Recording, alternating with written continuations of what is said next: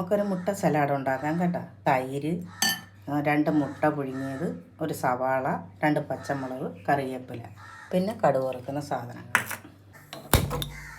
എണ്ണ ഒഴിക്കുക. കടുക്, ചെറിയ ഉള്ളി 2 അരിഞ്ഞത്, വറ്റൽ മുളക്, 3 കൊണ്ടാട്ട മുളക്, കുറച്ച് മഞ്ഞൾപ്പൊടി, കുറച്ച് മുളക് പൊടി,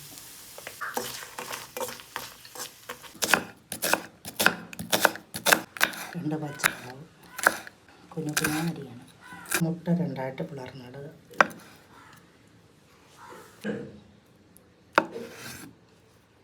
സവാള ഇട്ട്, പച്ചമുളക് ഇട്ട്, ഒരു താൾ കറിവേപ്പില,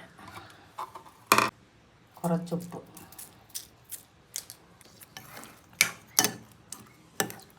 ചേർക്കുക.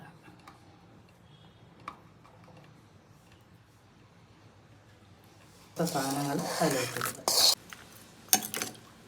ചോറുണ്ണാനും ബിരിയാണിയിലൂടെ കഴിക്കാനും സൂപ്പറാണ്.